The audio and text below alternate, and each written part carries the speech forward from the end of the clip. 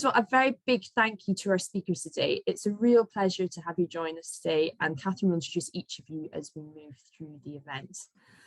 With COP26 and the intensifying climate crisis, we're hearing from the farmers and workers growing the food we eat every day who do not earn enough to feed their families, invest in their community, or build resilience against health and climate shocks. Women are often impacted disproportionately by the impacts of climate change, and particularly women in agriculture, which is wholly dependent on climatic systems. So today's event is about understanding the challenges facing women and girls in the global south and the increased pressure climate change adds to the mix.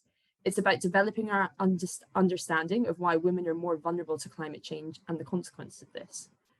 Finally, we'll consider women as a solution and in particular, the opportunities for women in fair trade as leaders in agriculture and in managing the climate crisis.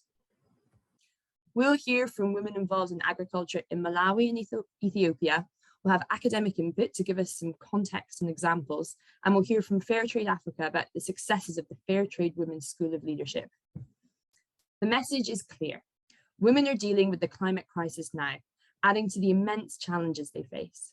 With gender equality set as Sustainable Development Goal 5, the reality is, to quote Fairtrade Africa, around 60 to 80% of the world's food is grown by women, yet they often don't own the land and see little of the profit made from it. Fair trade, though, works to address this gender gap, with the fair trade standards designed to present gender inequality, increase female participation, and empower more women and girls to access the benefits of fair trade. Gender equity is also set as Principle 6 of the World Fair Trade Organization's 10 Principles of Fair Trade. Pushing these goals further, the Fairtrade Women's School of Leadership is producing graduates ready to take up leadership roles, and without a doubt, we will need women leaders to tackle the climate crisis. I'll pass over to Catherine now. Thanks a lot, Sarah. Good afternoon, everyone, and thank you again for joining us. We're going to start today by hearing about the challenges faced by Malawian women such as Ndiuzayani Zaya, who prefers to be referred to as Nozan. Nozan works as a business studies teacher at Blantyre Baptist Academy. Her mother is a farmer with Kasinthula Cane Growers Association, where she gets involved with the farm herself. And she's a trustee of the Scottish Fairtrade Forum, and she's visited Scotland during Fairtrade Fortnight 2020. Nozan joins us on the call today, but we pre-recorded her presentation due to internet connectivity issues.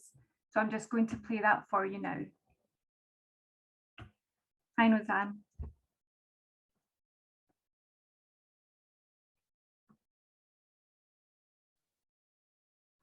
Hi. Sorry, I'm just going to.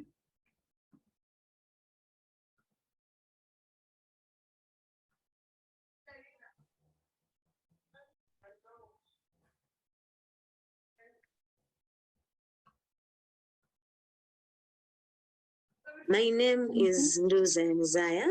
I'm a Malawian. I was born and raised in Chikwawa. I'm now staying in Blantyre. I'm working as a teacher at Blantyre Baptist Academy. I've been working there since 2019. Yeah, yes. After graduation, I can say this is my first job.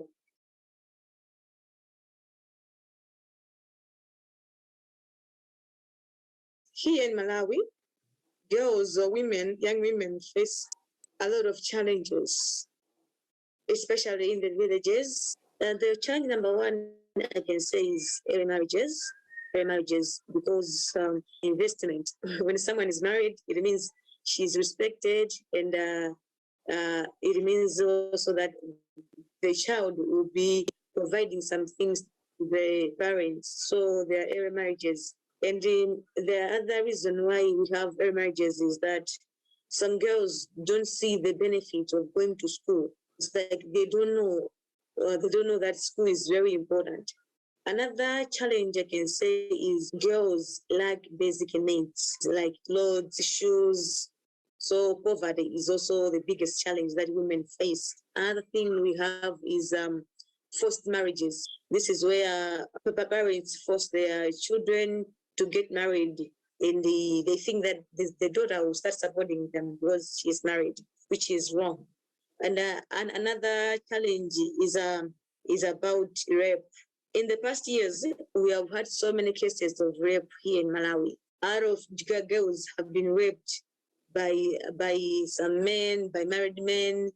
They end up infecting them with HIV/AIDS or other STIs. So because of that, it's like they are confused psychologically. They don't even go back to school after that experience because they have been traumatized. So that is also another challenge that women face.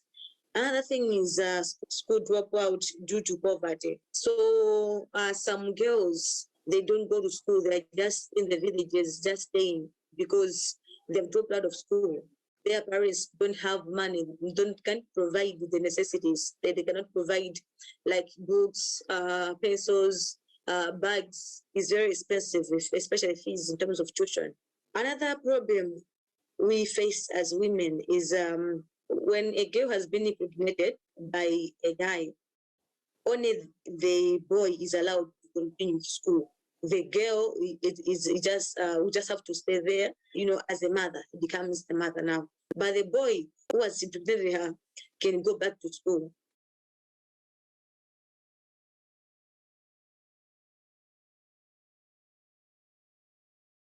My situation is quite different because of my mom's involvement with Kasinthula.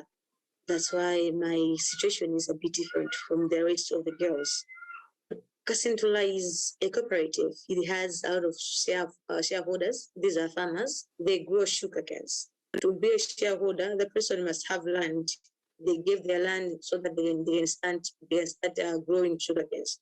My mom got the land from her parents. Kasinthula has been there since 1997 or 1996. When it started, it helped people a lot. Some sugar, which was sold on Fairtrade market. So farmers benefited a lot from the premium.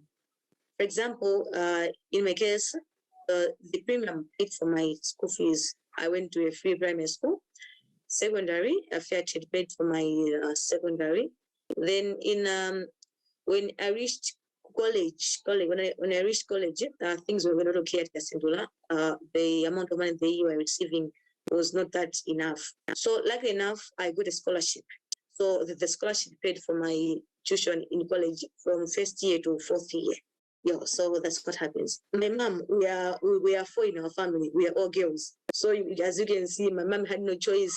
She had just to educate us all because she had no boy. So she was left with no choice. So in my case, all girls have been, my mom believes that even girls can also go to school. That's how I got educated.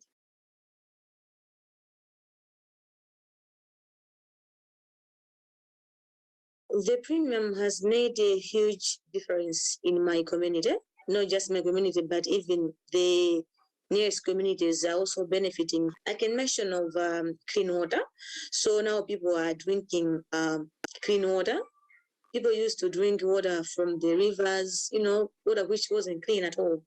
But because of the premiums, we have managed to drill so many boreholes. The other thing is we have a Fairtrade clinic where, it's a small clinic, yes, but it helps the community because people can go and get the addis first aid or they can go and get tested before they go to the central hospital. Another thing that we have is Manchombe Primary School in Chinanga village, where my mom comes from. Schools were very far. So since it was very far, children used to start school when they are about 8 years old, so that they can be able to walk. Now we have Manchombe in that community. It means people don't have to walk long distances before getting to school anymore, and people can children are even able to start school at the age of 5 or 6. So that is also another benefit of the Fairtrade premiums to us.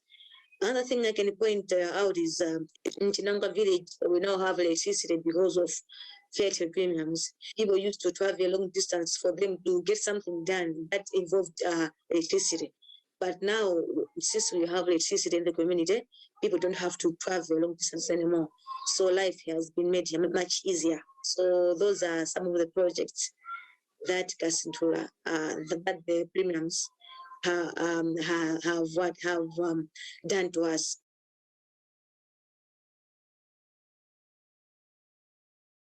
For us to grow healthy sugar canes, we need enough rains, and you also need the sun. Not too much sun, but if it's hot, it means that the concentration of sugar in the sugar canes increases. So for the past years, we have had so many problems. So since we don't receive enough rains, we have the problem of drought, where it's too hot, the sun is too much. Since we don't have enough rains for the sugar canes, we have to use irrigation. We have no choice. Maybe 80% irrigation. We have to also to suffer the huge bills of electricity. The second challenge is flood. So because of flooding, these rivers dump sand in our fields. So because of the sand, sugar canes don't grow healthier. And the another thing of floods I mentioned is that some of the fields can be, wiped away. So those are some of the challenges, and even the farmers were affected by the floods because, as I'm talking to you now, farmers are homeless, they don't have food because of the floods. A lot of things have been, washed away by the floods. So those are some of the challenges that we face on climate change, either floods or droughts.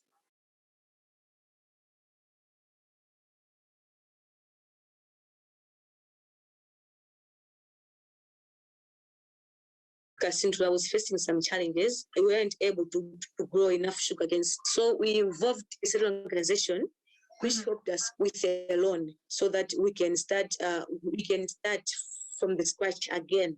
They borrowed money from a certain organization and started paying for irrigation and buying other things, other necessities that they need for the sugarcane, for sugarcane farming. So for now, that is where the money was going. They were paying back the loan.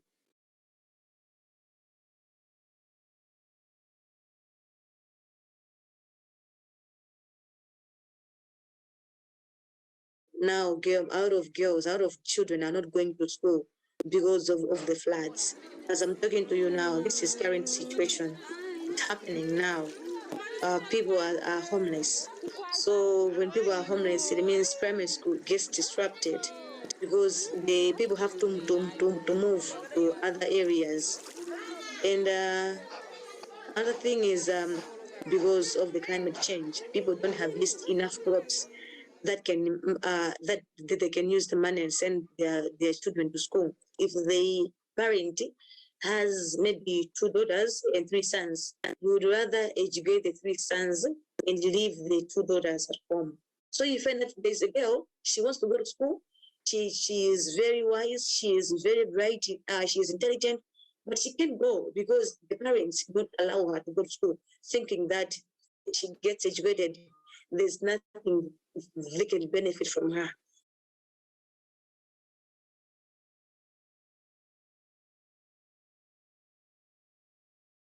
So my desire is to help them. Those who have the heart of going to school and they're writing fees, I think I shall come to their rescue where I'll give them the necessities and I'll provide them with fees they want in the future. This is the reason why I have a passion. I have a passion of opening my charity organization. I have to do something to help my community. I will send some girls to school. I will pay for the secondary fees in the also tertiary, because tertiary is very expensive.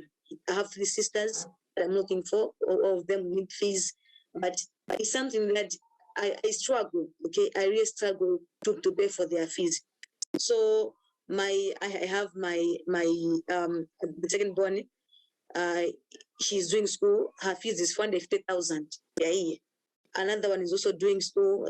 Her fees is 400,000 per year. Then the other one is also doing school, and her fees is also the range of 420 per year. So it's like I have a lot of things to have. The fees is just too much on me. So it's a challenge because me, I'm also a lady, I'm also a woman. I'm facing this challenge. So those are some of the challenges I can say about women.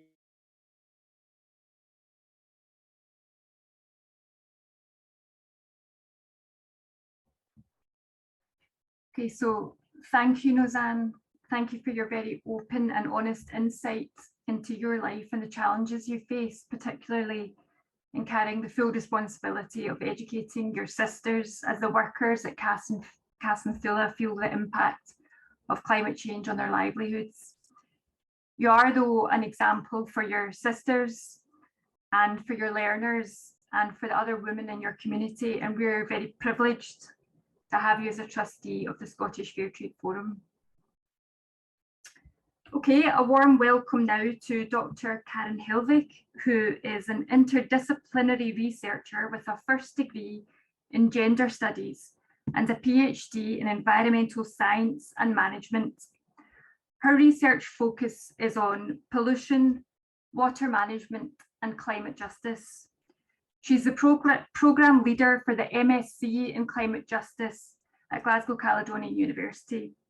And her presentation will explore the links between gender and climate change, eliminated through the work of the staff and the students at the Centre for Climate Justice. Welcome, Karin. Thank you. And thanks for inviting me for today. And thanks also to Ndiuzayani and to a really interesting account. Some really quite shocking imagery as well, the videos. So yeah, really interesting to see, and quite, like I say, climate change is here right now. Let me work out to share my screen. Wait.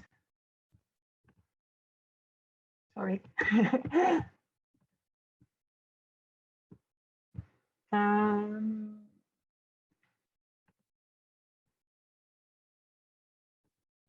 you manage okay? Yeah, I think so.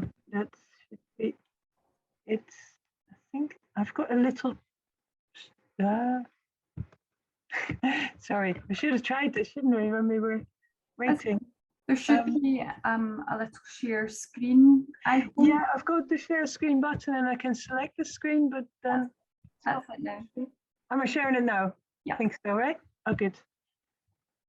And now I need to get my notes. Here we go. Right, I think that's me all set up. Thank you for your patience. So yeah, I want to start with just exploring the links between gender and climate change a little bit, and then give you some examples, as Catherine already said, that draw on the research that we do at the Centre for Climate Justice at Glasgow Caledonian University. And that's both by staff and by students. And I also want to kind of talk a little bit about how some of these ways in which women are portrayed in relation to climate change are in some ways like a real kind of testament to the reality, and in other ways are a bit of a risk of becoming a stereotype, and that's not always helpful, I think. So let's start with that. So when we, oh wait, my slides aren't changing. Here we go. So when we hear women and climate change mentioned in the same sentence, we often hear that in one of two ways. We are either confronted with images of women from the global south, often in drought conditions, and alongside with polar bears, they're almost become an iconic image of the impacts of climate change and an icon of vulnerability.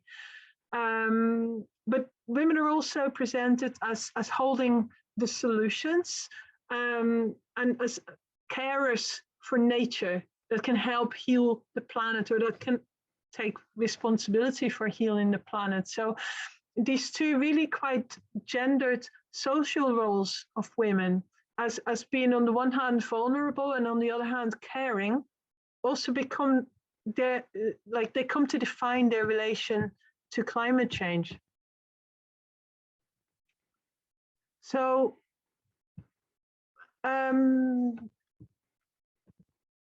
why do we need to have a gendered perspective on climate change in the first place?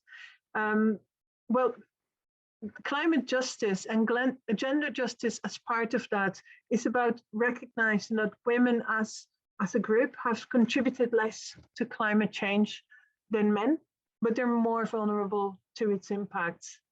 So they've contributed less because their carbon emissions are lower, and carbon emissions are strongly linked to wealth. So when women as a group are poorer, that means their carbon emissions as a group are also lower. Women consume less than men. Men are likely to own cars more than women, when men tend to travel more. But of course, these differences are entwined with other inequalities, such as poverty and race, and in particular, the differences between the global north and the global south. So sometimes it can be quite difficult to precisely understand the gender split, because a lot of research stops at the household level, and the data does not always differentiate between men and women. But nevertheless, as a general pattern, it holds true. Okay. And then the other half of that story is, why are women more vulnerable to the impacts of climate change than men? So to some extent, that is to do with those very same factors, with the lack of financial resources and lower mobility. But it's compounded by the fact that they also have less access to education and information, and that leaves them more exposed to climate change, as we will see in some of the examples. So partly it's because they're more exposed to the impacts as such, because they're less able to move away.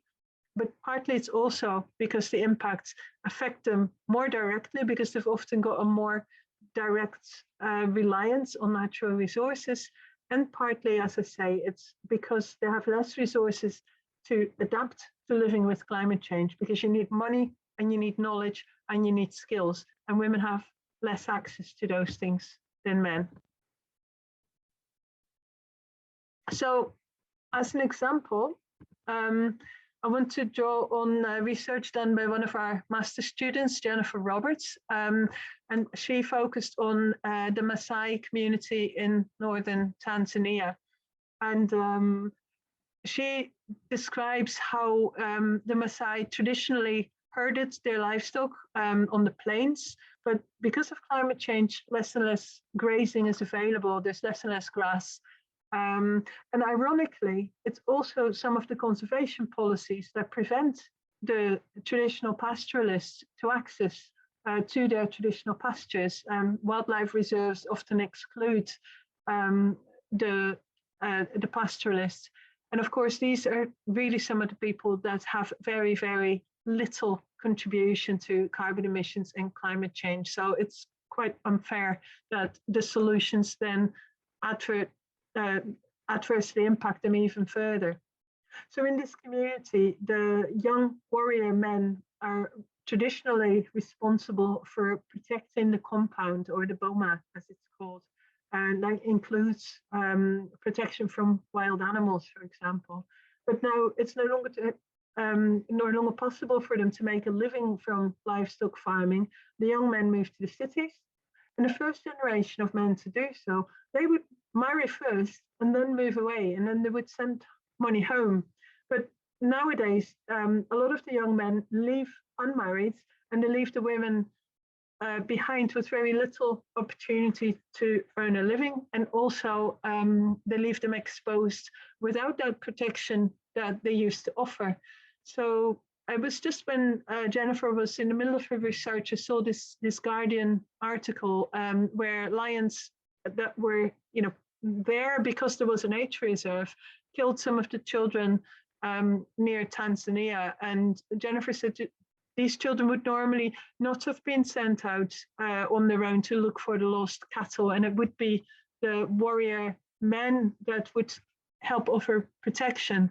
But sadly, they were killed on this occasion by these lions.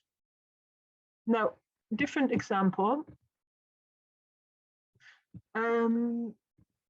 This is a woman in Sao Tome, and she described how the responsibility for care can sometimes make women more sensitive to climate change, but also it can limit their capacity to adapt. So she's called Ndiuzayani, and she lives very close to the sea in a coastal town in Sao Tome. where there's frequent flooding. Like she described, several times a month, her town is flooded. And she says that the house that she and her mother live in is not very well constructed. And the reason for that is that her mother built it herself whilst she was looking after Agustiana as a small child. And so she'd not been able to do a very good job. So this caring responsibility, as Agustiana describes it, had directly left them more vulnerable to that impact from flooding. But Agustiana also owns a house in the city, and she's actually only recently moved back to the coastal town, despite the fact that it's such high risk from flooding. And why has she done that? She's done it because she's responsible for caring for her mother. So again, that caring responsibility has meant that she had to put herself in a vulnerable position, despite the fact that she owns a house elsewhere. So that clearly illustrated addressing climate justice and as gender justice is not just a matter of raising women out of poverty. Like their vulnerability is rooted also in their social and cultural roles in society. Okay. And then there's another very important and possibly the most important reason, I think, why women are more seriously impacted by climate change than men, and that is their relation with water. So globally, it's nearly always the women and men who, the women and girls who are responsible for getting water, and getting access to water becomes harder with climate change. So as water resources dry up, women and girls need to make ever longer journeys, and these journeys are often unsafe. So en route, they're at risk of being attacked by men or by wild animals. When they get to the watering hole, it's increasingly often shared with animals. So the women are very directly exposed to the contaminated water. And when they're unable to fulfill their duties relating to water, they might also be exposed to increased domestic violence. So all these things put women at risk, but importantly, the longer journeys also mean that they have less time available to go to school or to earn a living. And those two factors, again, compound their vulnerability and lowers the status in society.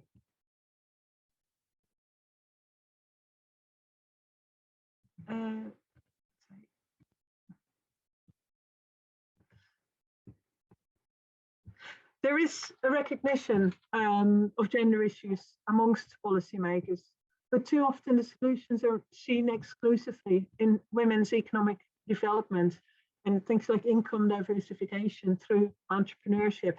So women are expected to contribute to the family income, which often is on top of their caring duties. And of course, that extra income is hugely welcome and hugely important for the women, but it doesn't address the structural inequalities that women face. So there is a limit to what can be achieved.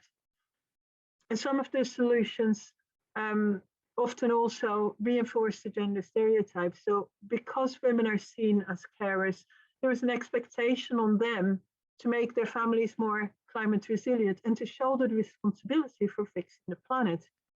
But the inequalities that underlie women's lower status in society and that restrict their capacity to actually take on that responsibility, that's not always addressed.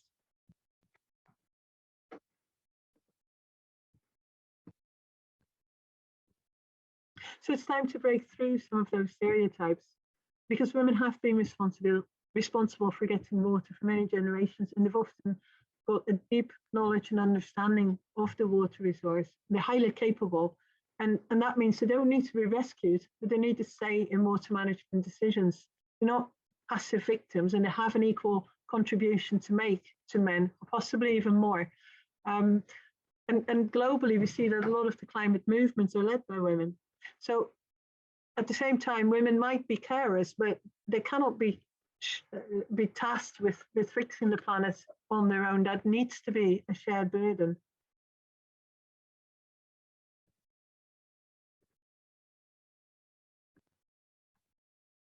So where do we go with that? So women do need greater control over economically productive resources. women do need greater access to services and infrastructure, and that will help them escape from poverty. But it's not just economic change that's needed. Social change also is necessary. So women's caring responsibilities needs to be, on the one hand, challenged, on the other hand, valued, and at the same time also supported. Women's access to education needs to be enhanced rather than reduced because of these long journeys they have to make collecting water. And the training needs also include education on climate change and how best to adapt to it. And then there's political change that's necessary. Women need a seat at the table and they need to play an equal part in decision-making processes. And that will help them hold decision makers to account and contribute the knowledge towards fairer climate outcomes. So that was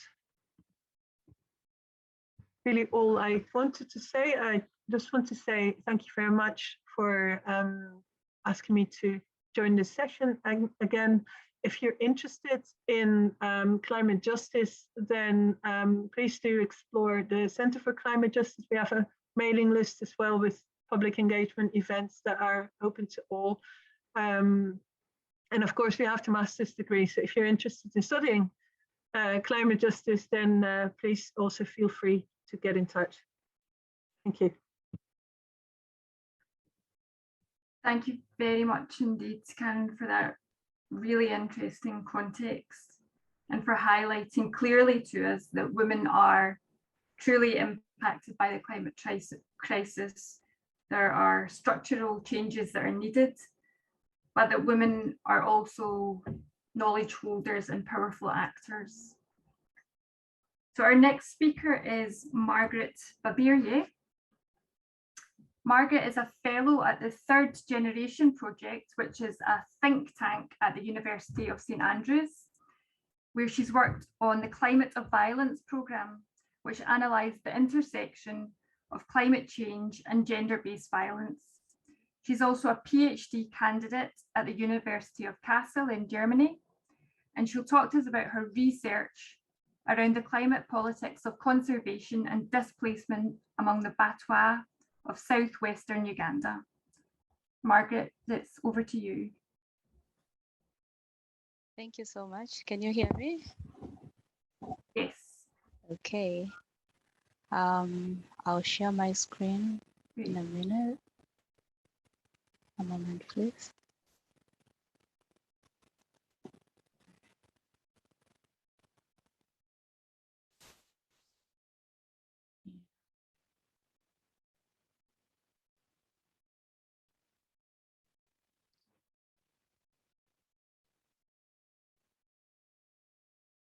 Sorry about that.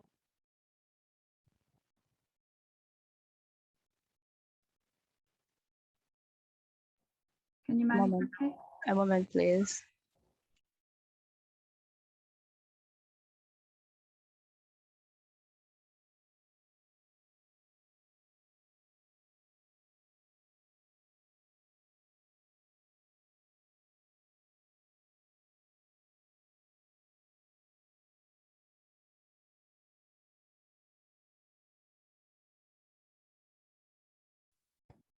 Sorry, I need to first get out a bit to share the screen. Sorry about that. Yeah, that's okay. At the moment. Okay.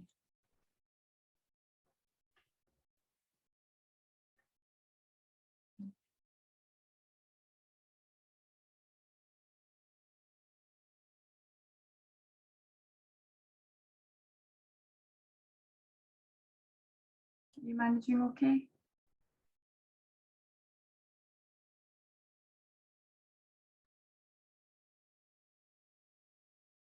Thanks, Margaret.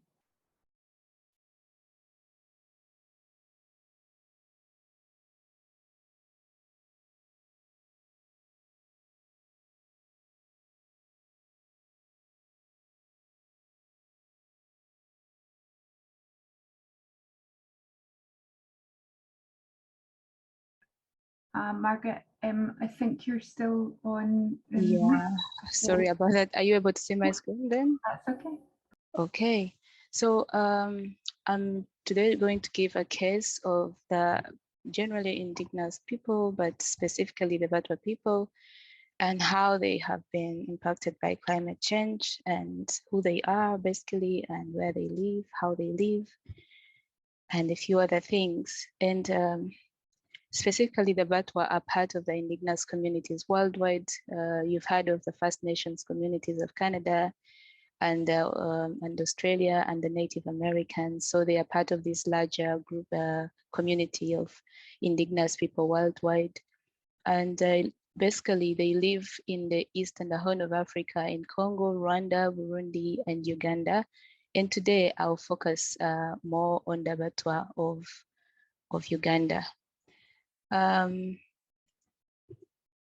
So where they live, they basically live in Southwest Uganda and the districts of Chisoro, Kabale, Kanungu, and Bundibujo, and around the Mugahinga Gorilla National Park. As you can see on the left, on the right, you will see an image of the map of Uganda, and specifically the areas where the Batwa live and where they used to live, because they are former forest people who used to live in the forest in Southwest Uganda.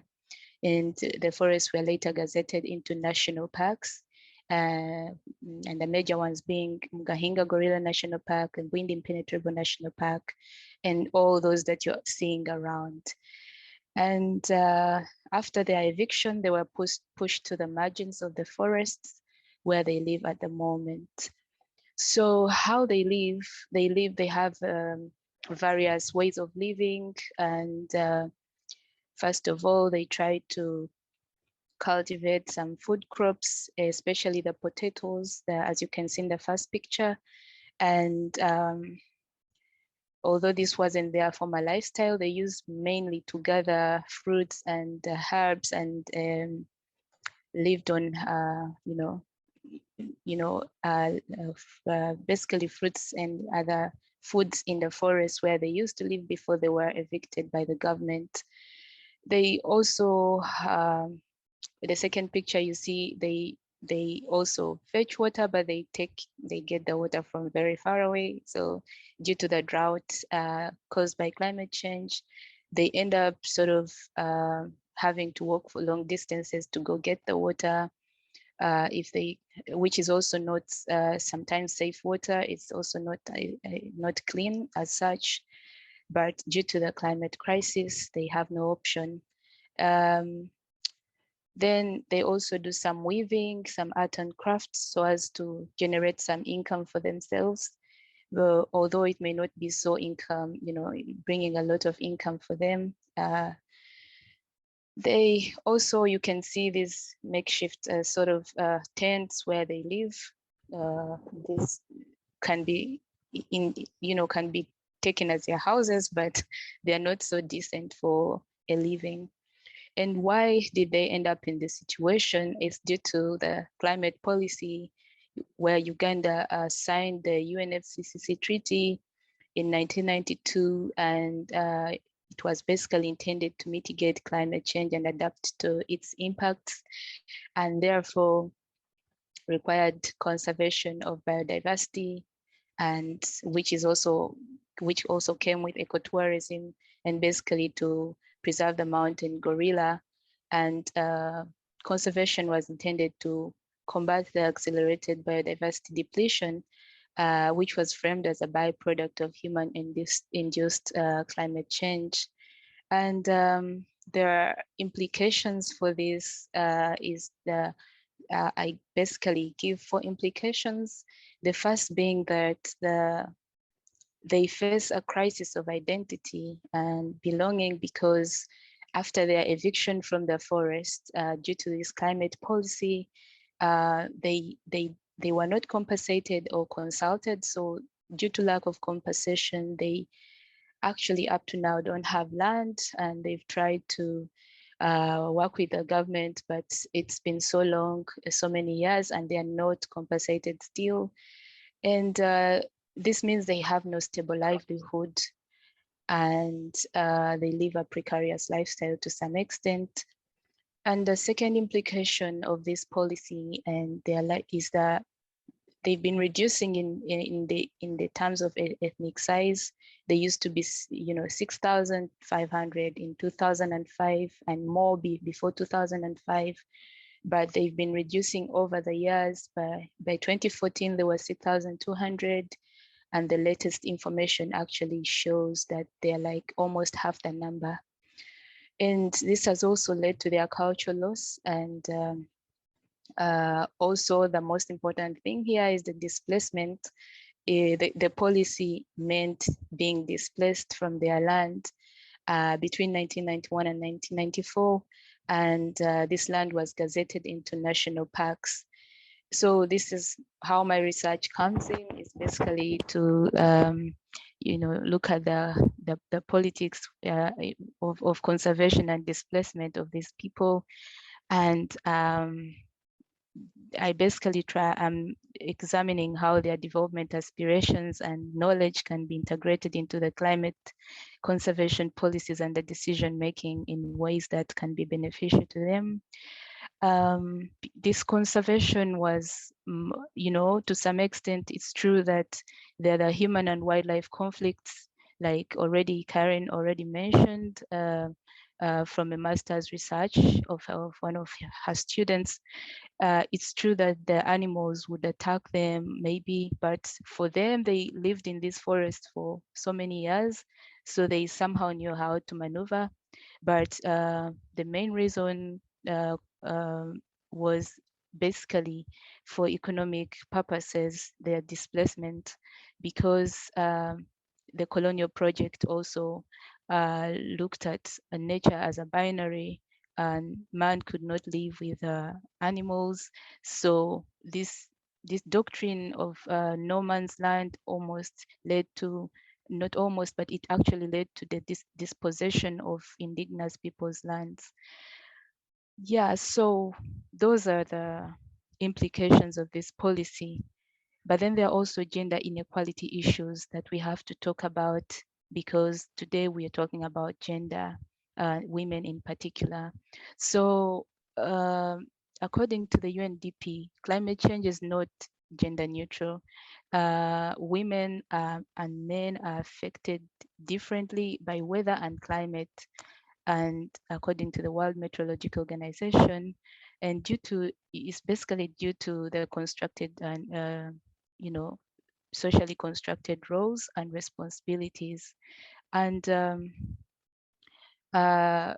this climate change leads to the gender-based violence in a way which is unequal in a way, because the women are more affected when there is environmental stress and pressure. It is more impacting the women due to the stress that is displaced on them by the men. And basically, you should know that ethnic minority women are discriminated in mainstream race or gender discussions and have fewer chances of formal employment. They face lower pay and a lower likelihood of job promotions, according to Fairtrade and Final. And now, the Batwa women particularly, they really have the vast knowledge of the environment, and if given an opportunity, they would, use up this knowledge to benefit themselves and other people around them and their families. But they basically face unequitable benefit sharing from the forest revenues, and also from the crops that they sell, because they're basically doing selling food crops and not cash crops as such. And also the men benefit more as tourist guides, because they know the forest also very well compared to other people, so they are used, but still the men are always benefiting more from this income. So in other words, they are twice marginalized and stereotyped by their communities. And how specifically the climate change has impacted women, the Batwa or indigenous women in particular.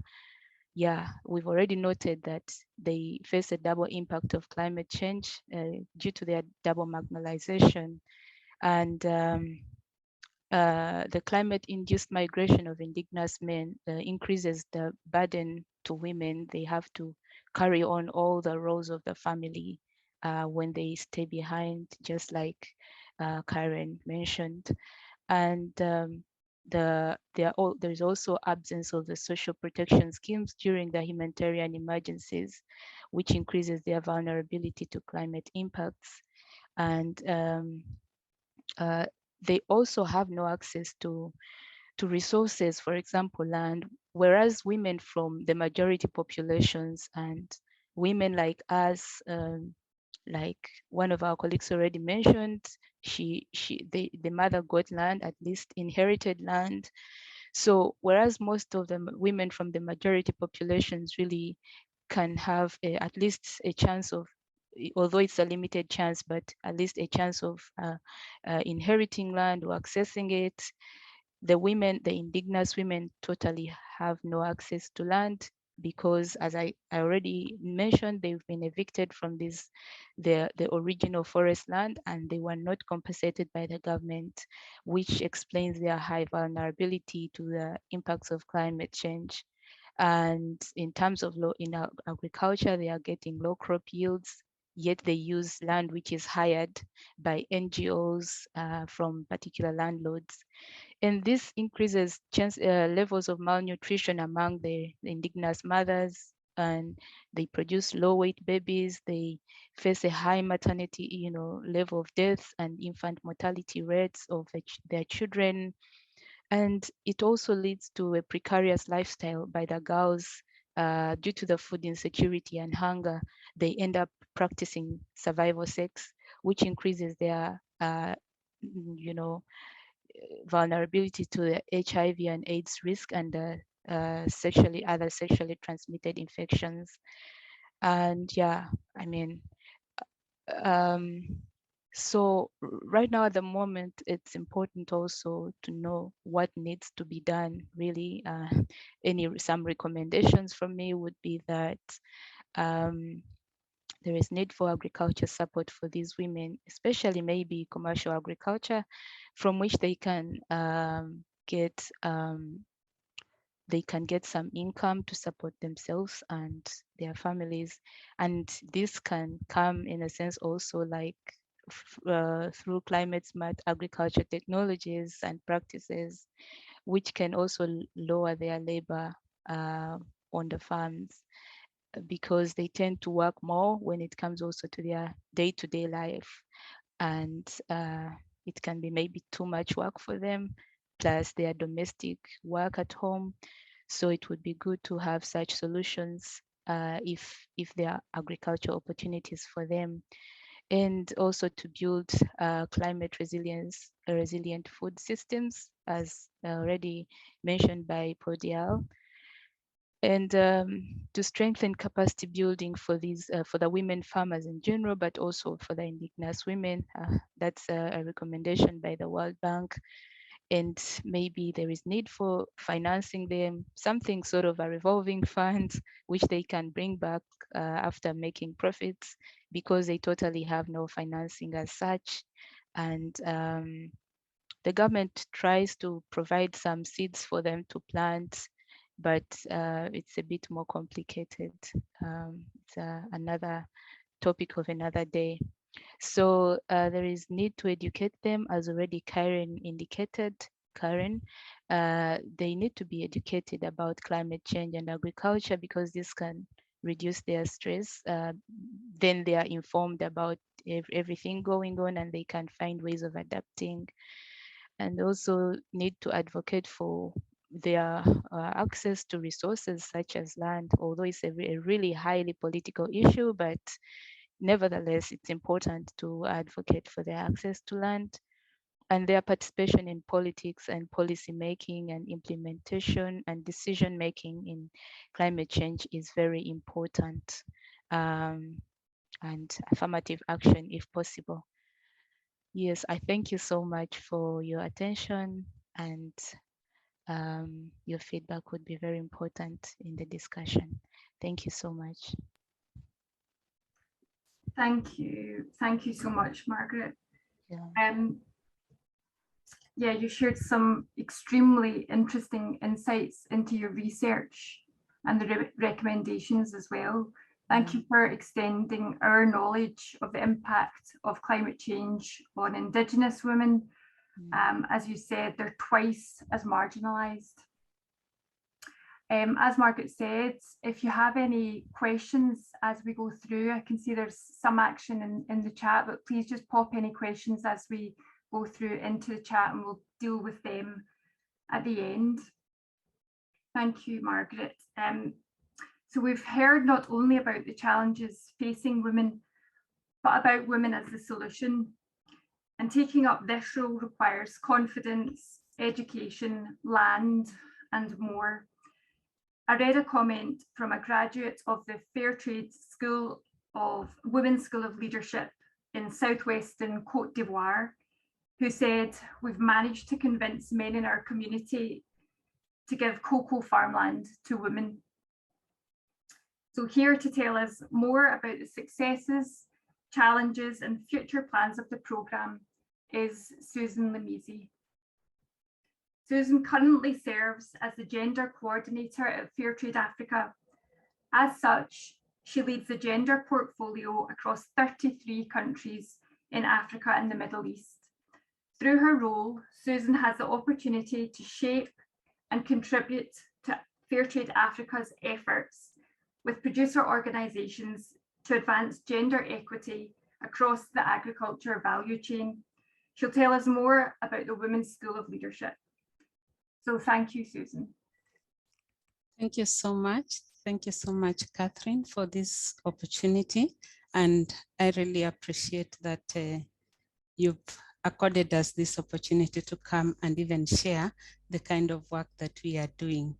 And indeed, being our topic being looking at climate justice, I would want to say that, we all must be very, very strategic about it. We must be very focused.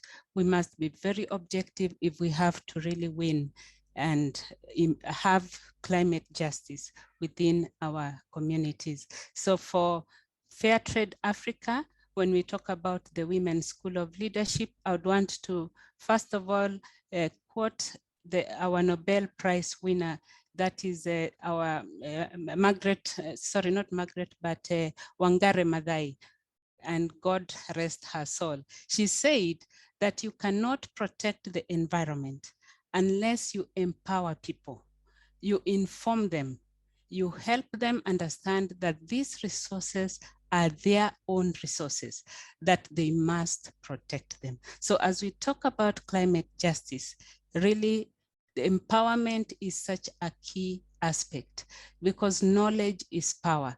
And anybody that has the knowledge, then a mind that knows itself for sure, that values itself, that understands itself, will really bring the change that we so deserve. So when we talk about the Women's School of Leadership, it is not an institution like maybe what we may be having in the normal schools, but this is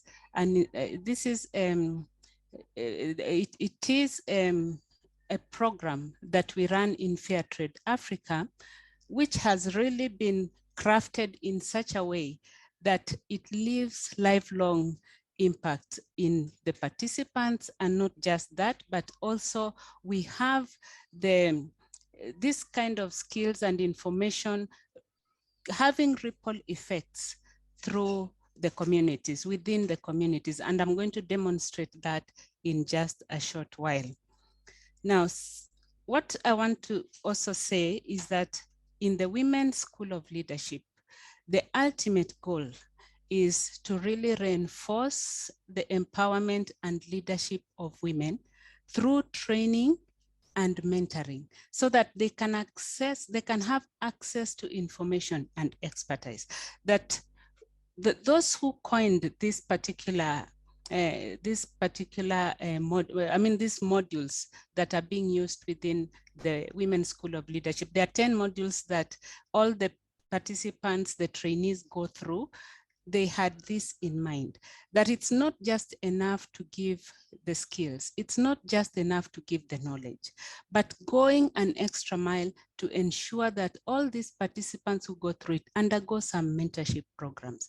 They are mentored through, and there's that follow-up to know exactly what are they doing, and the knowledge they have received, are they putting it into use? Are they putting it into practice? Or it just ended with a program? So it is really, it ends up becoming like a day-to-day lifestyle for them. And of course, anybody who is able to access information, it is power in itself. When one has the expertise, of course, they are able to forge ahead and do whatever it takes. So when we talk about empowerment, the thinking behind this, of course, I want to say that the Women's School of Leadership is really in the epitome of women empowerment within Fairtrade Africa. And it is within the Fairtrade Africa strategic plan that we have the women and girls empowered, as not just to contribute or maybe to meet our strategy agenda, but also to contribute to the Sustainable Development Goal number 5, which is about achieving the gender equality and empowerment of all women and girls. So we all have to participate in contributing to this, and it is through the empowerment. And then the only way also, according to FAO, the only way we can be able to close the gender gap in the agriculture space, and even now in the climate justice space, it is through empowerment. Because once people know it, once people have the knowledge, then they will always know what to do. They will do the right thing. And then the other reason is that the empowerment is because when we look at the inequality gaps, the gender inequality gaps that exist, it's really a reason for us to think about empowering our women, and not just the women. And this is the interesting thing about the Women's School of Leadership. We do not just empower women, as much as, despite the title being Women's School of Leadership, we have men who also enroll in these programs, because for us to empower the women, we also need the support of the men. My fellow speakers who have gone before me, I've talked about the issue of women empowerment. Well, we realized that it is really important to also have the men supporters in the agenda of empowering women for us to be successful.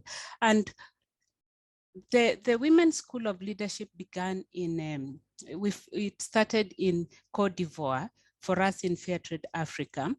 And one of the reasons was that, looking at Cote d'Ivoire, that 68% of the workforce was actually women, or it is women. And so in Cote d'Ivoire, you find that if we have all these over 68% women working, and they are not empowered, they are not in the leadership positions. So what does that mean? Is that decisions will be made, but their voice will not be there. Decisions will be made, but they will not be part of they'll just be, okay, they'll be consumers of whatever has been decided, whether it is good or not. But bringing up the women on the decision-making table is very critical. And then when we look at Ethiopia, where we also had the Women's School of Leadership having been rolled out, again, over 50% of the workforce within the flower farms where the Women's School of Leadership has been implemented, again, is women. So hence the very important need to have the women empowered. So for Cote d'Ivoire, 35% of the export is cocoa, and which is really very significant in terms of bringing income to West Africa. And who is behind this 35%? It is the women. It is the over 68% women that we are talking about. What about in Ethiopia, where we also have had the Women's School of Leadership? Again, Ethiopia is the second largest exporter of flowers in Africa. So being the second largest exporter of flowers, again, who is behind that force? It is the women who are behind it. Hence, if we do not empower, we realized if we do not empower the women, we are going to just have women working, and at some point, nobody even notices some of the work that they do. Because for Fairtrade Africa, we realized, I mean, having done the analysis, it was realized that there's so much that the women do, including working in their homes, which is not counted as work, and they're not paid for it. So it was very important to begin this program, and it is so important for us because we have seen it bearing fruit. Because for the sustainability of supply of these particular products, these whatever commodities are being exported, if we have empowered women, we are so convinced that a lot is also going to change in terms of even the income that comes in. But of course, there are those challenges that come with it. We have a lot of issues to do with gender-based violence. We have issues to do with child labor, etc. So if the women, and the women are the ones who face the brunt of this. So hence the need to have them empowered. And of course, then our Women's School of Leadership program has come in handy, which, I mean, it is a run in the 10 modules. As I said, we have 10 modules that have been well crafted to be able to train these women at whatever level, at their level. I mean, right from the grassroots, so that they are able to understand. Those who dropped out of school, those who have completed at certain levels, all of them have been able to be empowered. The ones who have been enrolled in this program, and there is a difference that has been seen within their communities and even within their workspaces. So just to give you a brief overview of the program, how it has run. We had a pilot that began in the year 2017. That is when they started piloting this. And we started off with just 22 participants. Of course, we had 19 females and 3 male at that time. And this was in Cote d'Ivoire, and it was piloted in 7 Fairtrade certified cooperatives. That is the cooperatives run, owned by farmers. We refer to them the small producer organizations. And then come the year 2018, we felt that, I mean, why not have this piloted within the hired labor setup, where we have the workers who are also facing some of those issues that we've just talked about, issues to do with discrimination, issues to do with women not being in leadership positions, and so forth. So it was piloted in Ethiopia within 6 flower farms. And for the start, we had 26 participants who were enrolled, 20 of them again being female, 6 being male, and 3. Out of these, 3 of them were persons living with disability. And this was very, very significant because we have seen how the Women's School of Leadership has impacted even the persons with disability within the flower farms in Ethiopia. And in 2019, of course, we now moved this a notch higher, so that it was about adaptation now. And the ones who had been trained in the pilot stage now were taken over to become ambassadors. So through kind of what we would call an ambassador program. And this was to help them so that they can be able to be able to scale up this within their communities, speak to other women, speak to other members within the community on whatever they had learned. And so the scale up process began. And in this particular year, the next group that was enrolled was 40. 40 participants were enrolled into the Women's School of Leadership. Again, 7 new cooperatives were also incorporated into this. So in Ethiopia, we also had now 40 participants being enrolled in the second year, because people were already beginning to see the results of the participants who had gone through the Women's School of Leadership. And in 2021, in Cote d'Ivoire, we have over 50 ambassadors who are moving on this program within even the communities. We have 144 participants who have gone through this Women's School of Leadership, and 14 certified producer organizations that have also been engaged. And we have scaled up this now under a new program, some new funding. We managed to get some new funding. So we're having this program running in Kenya. It's just at the startup phase. And we also have it now also running in Ghana. It's also in the startup phase. So we are progressing with this Women's School of Leadership, not because it is just a program, but we are seeing the impact it's having in changing the lives of women and men amongst our producer organizations. Now, some of the things that we can report as achievements, apart from just having trained these participants, just to show you the ripple effects, because numbers don't lie. Numbers don't lie, because we can actually go back to the ground and verify this. That we have right now in Cote d'Ivoire, we have 21 cooperatives that have been engaged in this Women's School of Leadership because they are seeing the effects. And in Ethiopia, 6 flower farms have been engaged in this. And when we look at the graduates, we now have 187 graduates that we have produced out of this. But despite the number looking like it is small, it is not small. The impact has really been great. So with 121 in Cote d'Ivoire and 66 in Ethiopia, these graduates have managed to sensitize, to create awareness within their communities. Reaching in Cote d'Ivoire, they have reached over 7,655 people with the information, the knowledge that they have gained from this Women's School of Leadership.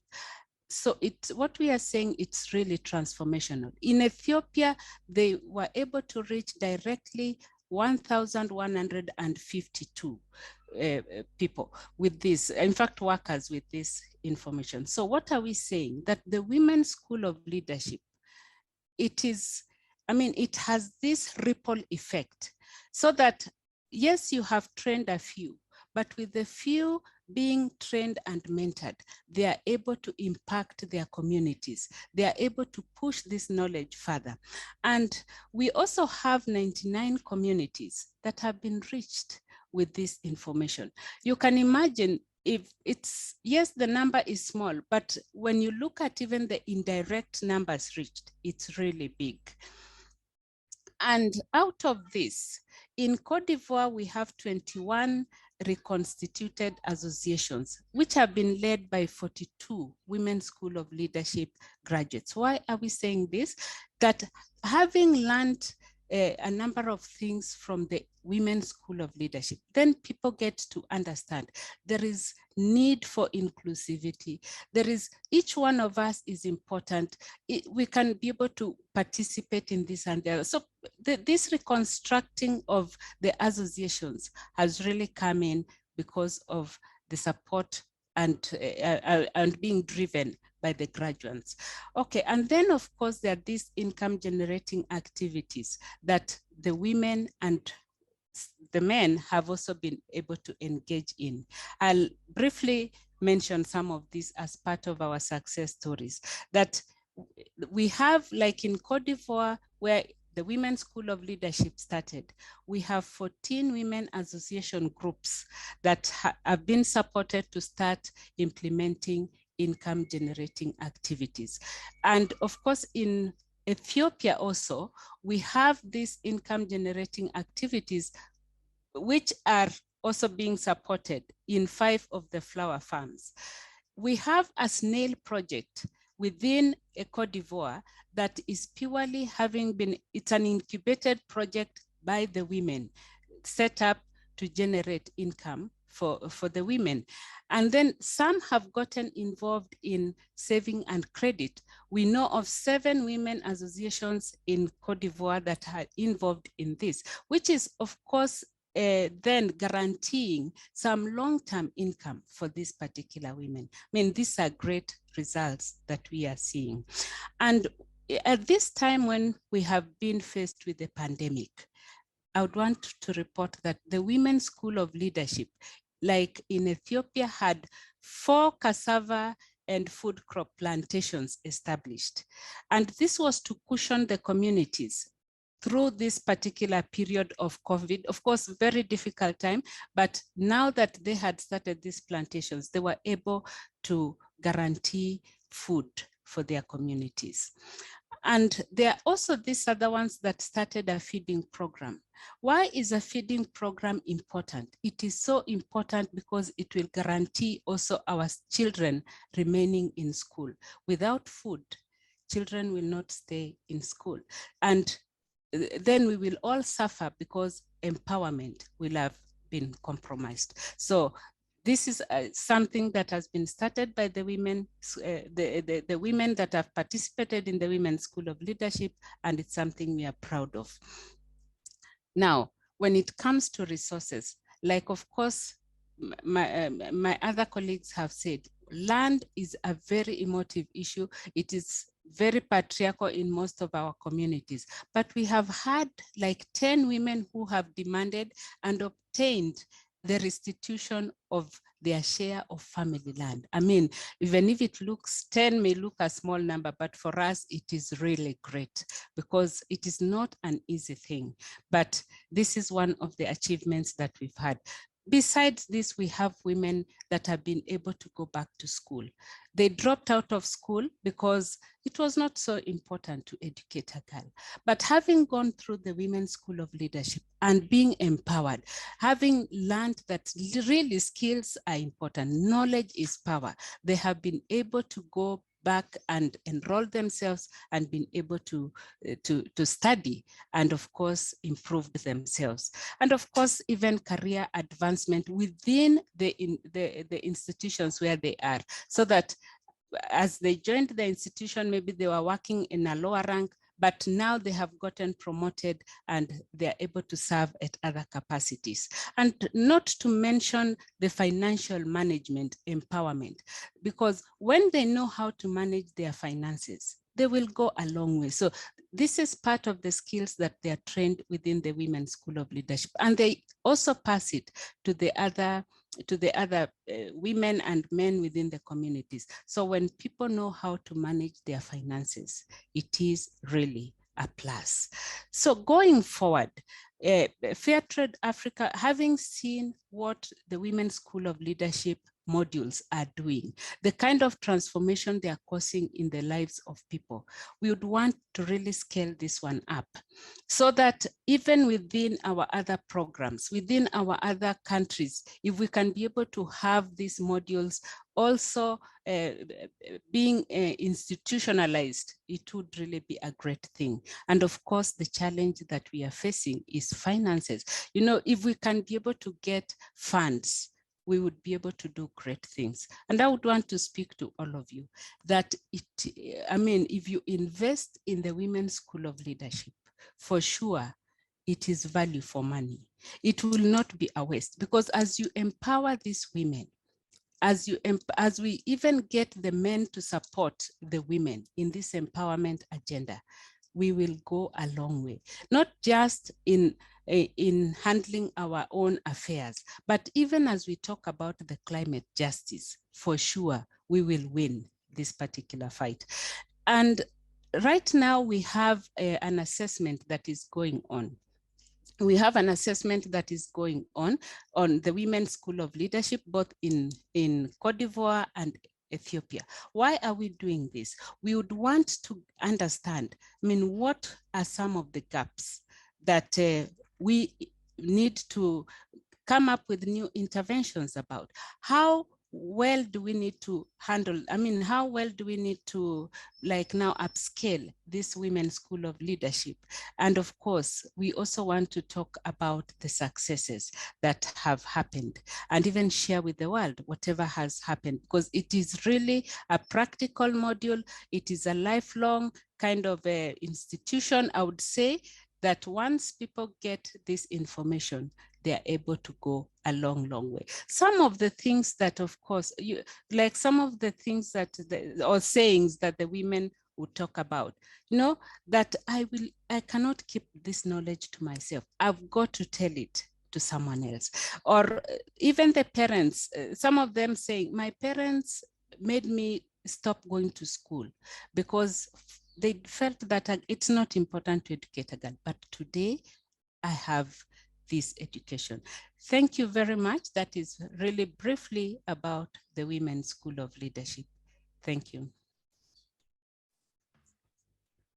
Thank you, Susan, for so passionately sharing such positive news about the School of Leadership and how it's taking on gender inequality and empowering women as agricultural leaders. So thank you very much for your input.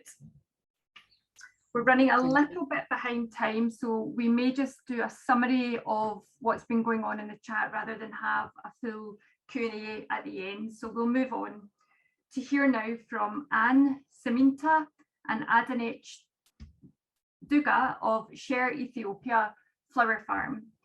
Anne is Standards Compliance Manager, and she champions the voices of women in decision making, and she'll introduce Sher Ethiopia and the impact of being Fairtrade certified. And Adanech is a beneficiary of the Fairtrade Women's School of Leadership in Ethiopia, which has helped to build her self-confidence to stand for gender equality and women's empowerment. Adanech works at the farm as a safety and environment officer, and she'll present her experience of the Women's School of Leadership and talk about the initiative she's involved in at Share Roses to respond to the impacts of climate change. Both Anne and Adanech join us on the call today, but we pre-recorded their input just due to internet connectivity issues. So I'm just going to share their input just now.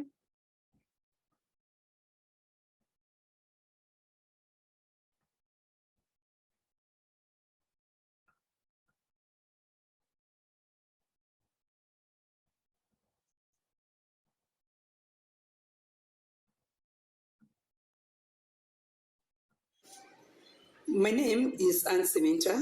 I am the Sher Compliance Manager, at the same time the FTO for Sher Ethiopia PLC. Sher Fairtrade, Sher company was established in the year 2005 under the leadership of Mr. Barnham, and it is the largest farm with over 13,000, actually approximately 14,000 workers located in Batu, in Batu, in Oromia region. We have Adanitulu farm and we have Koka farm. So we have 3 locations, that is Adanitulu farm, Zwei farm and Koka farm. And the total number of workers is approximately 14,000. We have various, we carry out various activities, our main activity being flower production. We however have other co-activities like hospital, school, that is education. We also do a lot of CSR activities, and above all, we do care so much about environmental sustainability, safety and health of our workers, and the social living or social status of our workers. In environmental sustainability, I will talk about a few things that the company has done in regard to environment. One is construction of wetland systems to manage, to be able to manage our wastewater and at least save the natural resources. Number 2, it's about tree planting and tree planting and making the area green. These trees help so much in control of carbon, and in carbon, and also in relation to water sustainability, in relation to the green environment, in relation to birds and others. Yeah, so we are able to think about how we can be able to manage all this. Just the same as when we maintain our wetlands and we are able to construct wetlands, so we are not releasing our wastewater to the environment, and so this saves even in the aquatic life.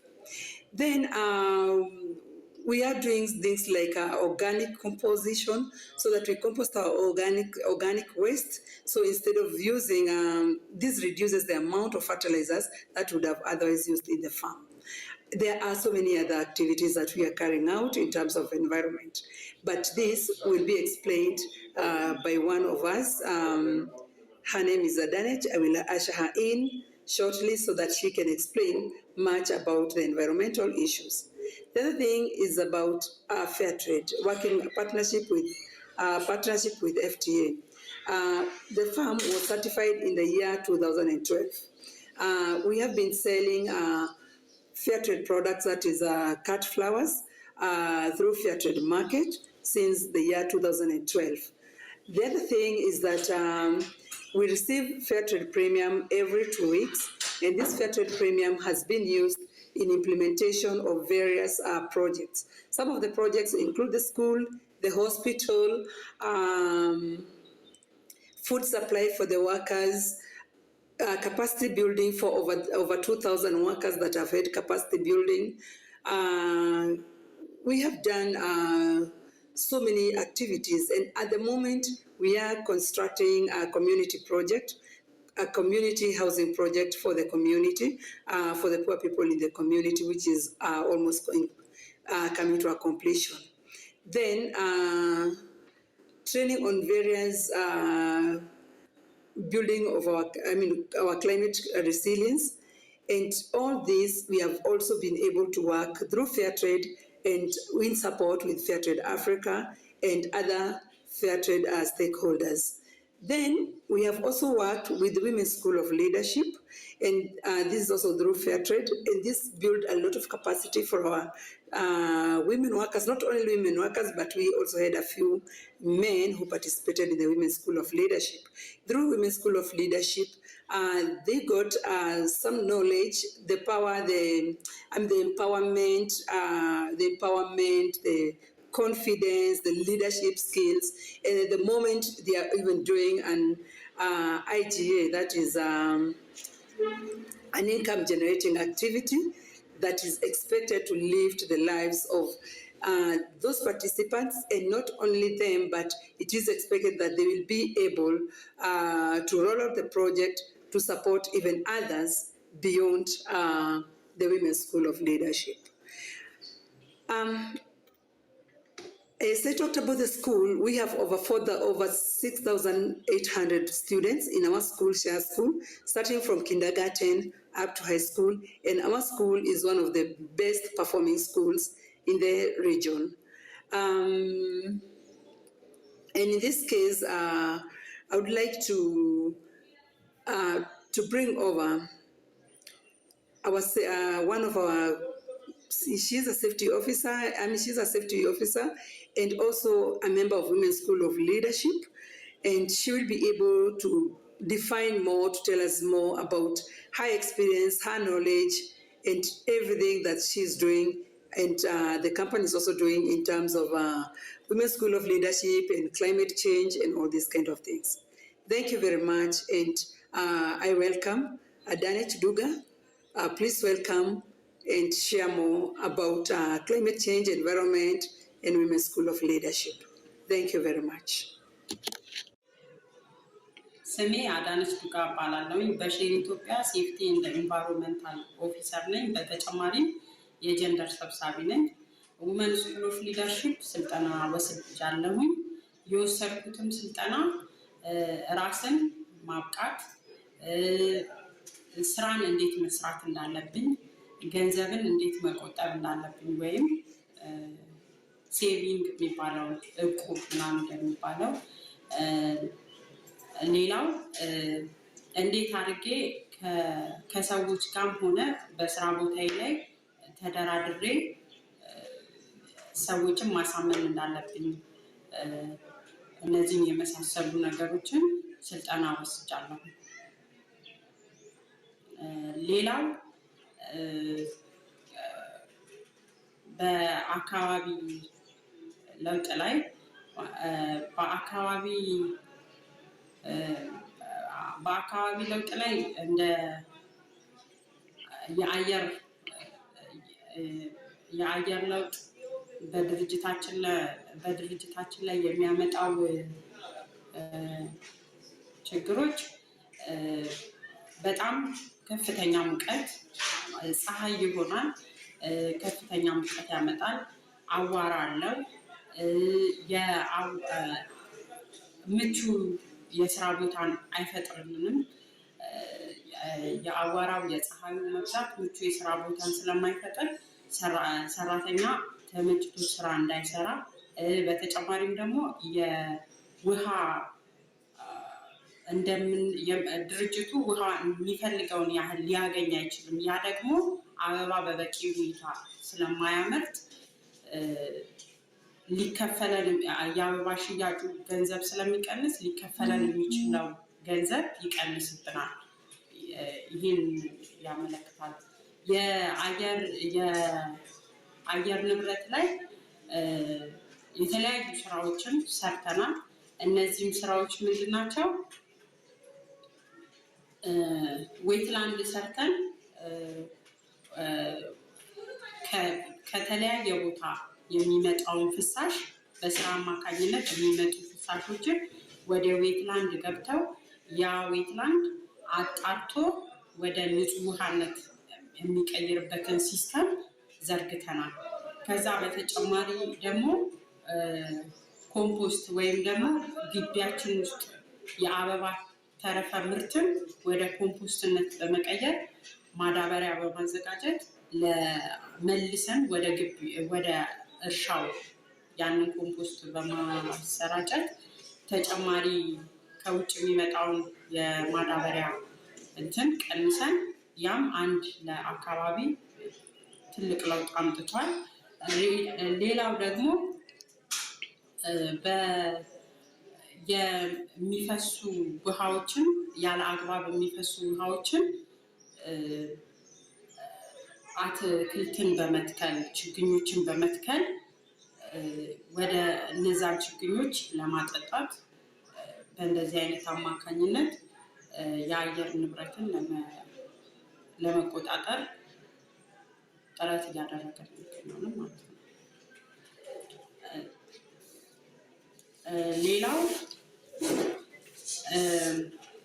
የአካባቢያችን ላይ የአየር ንብረት በድርጅታችን ብቻ ሳይሆን በአካባቢያችንም እንደ ሀገርም ደረጃ በጣም አሳሳቢ ነው ያንን ደግሞ ለመቀየር የተለያዩ ስራዎችን ከዚህም በተጨማሪ እየሰራን እንገኛለን አንደኛ ዛፍ በመትከል ዛፍ ስንተክል በግቢያችን ብቻ ሳይሆን ከግቢ ውጪ በሆነ አካባቢ ለምሳሌ ከባቱ ከተማ ጋር በመሆን በተከታታይ ለ2 ዓመታት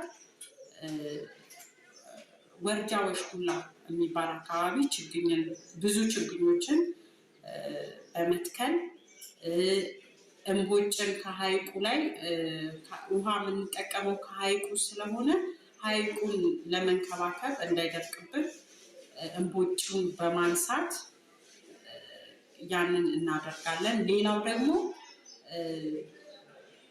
ግቢ ውስጥ በድርጅታችን በሼር ኢትዮጵያ ግቢ ውስጥ ግሪን ፓርክ ወይም ደግሞ ለሰራተኞች ማራኪ እይታን እንዲፈጥር ደስተኛ ሆነው ስራ እንዲሰሩ ሳር በመትከል የተለያዩ አበቦችን በመትከል ትልቅ ዛፎችንም ጨምረን በመትከል ይሄ ስራ እየሰራን እንገኛለን ሌላው አሁንም የውሃ ብክለት ለመቀነስ ውሃው ንጹህ መሆኑን ለማሳየት ዌትላንድ አለን። ዌትላንድ ውስጥ አሳ ይገኛል። ያ አሳ ንጹህ ስለሆነ ማለት ከምንም አይነት ኬሚካል ንጹህ መሆኑን ለማሳየት አሳ በውስጡ ይገኛል። ያ አሳ ምርመራ ይደረግለታል። በተጨማሪም ደግሞ ውሃው በአመት 2 ጊዜ በየ6 ወሩ ምርመራ ይደረግለታል። ይሄ ማለት ውሃው ንጹህ መሆኑን ማሳያ ነው ማለት ነው። ሌላው ደግሞ ድርጅታችን ከዚህ በተጨማሪ ደግሞ የአየር ንብረት ለውጥ ለማለት ባዮሎጂካል የሆኑ እንትኖችን ይጠቀማል። ለምሳሌ አይፒኤም ወይም ስፓይዴክስ እና የሚባሉ ትላትሎች አሉ። ትል እንዲበላው ቅጠሉ ላይ ትል ይነሰነሳል። የአበባው ቅጠል ላይ አበባውን ሊበላ የመጣው ትል ያ ትል ይበላውና እርስ በርስ ተበላልተው ይጠፋል ማለት ነው። ይሄን ደግሞ 80% ድርጅታችን እየተጠቀመ አላስፈላጊ ኬሚካልን ከመጠቀም ባዮሎጂካል የሆኑ ነገሮችን ተጠቅሞ ጥሩ የሆነ የአየር ሰራተኞች ወደ ስራ በሚገቡበት ሰዓት ማይረብሸው አይነት እንትን አለው እና ያ ጥሩ ነገር ነው። ጥሩ ስራ ነው። ያንን እየሰራን እንገኛለን።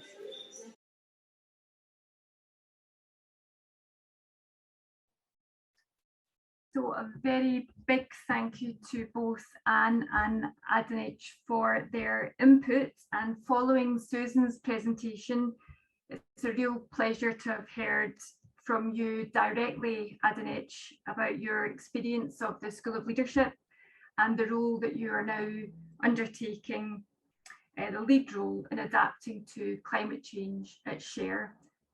Thank you very much indeed to both of you. As I mentioned before, we're just 4 minutes over time, so we're just going to close the event now, and over to Sarah. Yeah, thank you, Catherine, and a huge thank you to all of our speakers. It's been such a fascinating event. So thanks to Zaya, to Karin, to Margaret, to Susan, and to Anne and Adanech. I'm sure there are questions coming in and have been in the chat, and if you'd like to continue any of the question discussions, I'm sure Catherine and the team at the forum would be happy to point you in the right direction. We've heard about the challenges facing women in countries across Africa, and about the particular challenge of the climate crisis, with droughts and floods causing displacement, impacting agricultural productivity and livelihoods, leading to further gender-based violence and increased poverty among women. We need women to influence policy and decision-making, to have access to land and water resource, to receive education and training that is affordable, including about climate change, particularly as they grow such a large percentage of the world's food. We've been able to hear about women, including the Babirye women, as knowledge holders. And that was a really powerful message for me, actually. You have to agree that the Fairtrade Women's School of Leadership is harnessing women as the solution. It's taking on some of the structural challenges and is producing leaders who are confident and capable of dealing with the impacts of the climate crisis on their farms and communities. The upscaling of the programme must be crucial. Fairtrade in general offers a model of doing business that promotes gender equality while addressing various of the UN's Sustainable Development Goals, working with women farmers to tackle the climate crisis. Therefore, I think we all agree Fairtrade is needed now more than ever. And here in Scotland, we'll continue the movement for trade and climate justice. So please continue to join us in supporting Fairtrade. Thank you so much, everyone, for being with us this afternoon. Please enjoy the rest of your day and what's left of Fairtrade Fortnight, and of course, International Women's Day next week. Thanks again. Bye-bye.